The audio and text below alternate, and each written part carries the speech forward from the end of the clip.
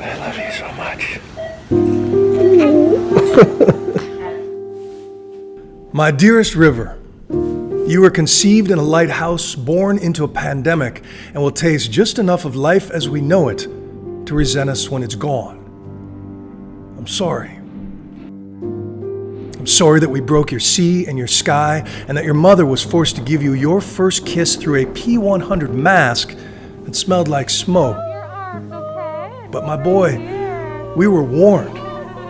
Scientists told us if we weren't careful, we would unleash an invisible enemy out of the jungles and into our lungs, but we kept cutting down the jungles to devour everything inside. And when we realized those scientists were right, scared people emptied store shelves even faster than the jungles, and all the invisible enemy masks were gone just in time for your birth.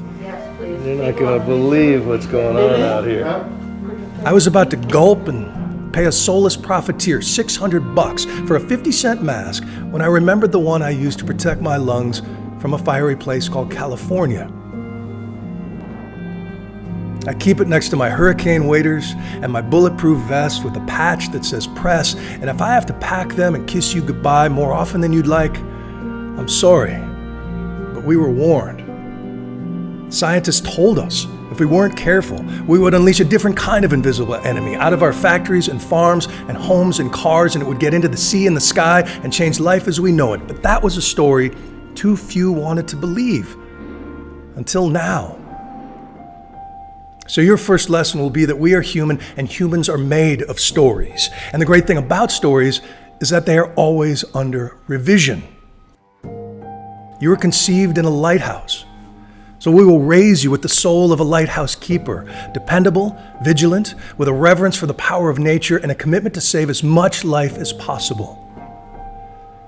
And I'll try to teach you how to write a better story. One that reminds everyone that every day is Earth Day.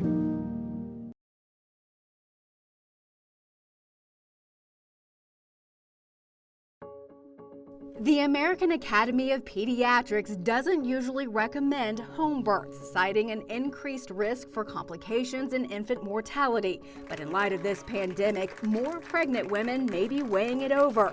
The AAP says women considering home birth should not have pre-existing or maternal disease, including diabetes or preeclampsia. They should plan to have 2 medical providers present, one for the mother, one for the baby, with the necessary skills and equipment.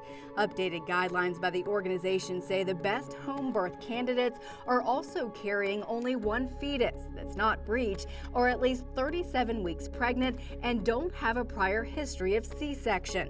As recommended by the Centers for Disease Control and Prevention, the report says all pregnant women should be screened at 35 to 37 weeks for Group B strep.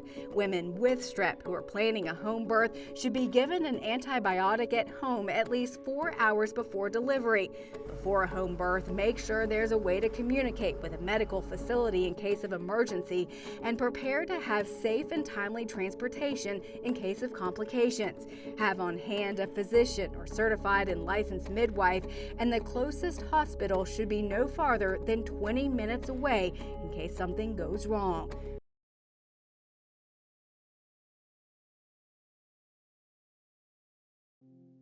An underlying or pre-existing condition is any chronic or long-term health issue that can weaken the immune system. And when you're fighting a virus, we need our immune systems to be in top shape. According to the U.S. Centers for Disease Control and Prevention, these are some of the conditions that can affect the body's response to fighting the coronavirus.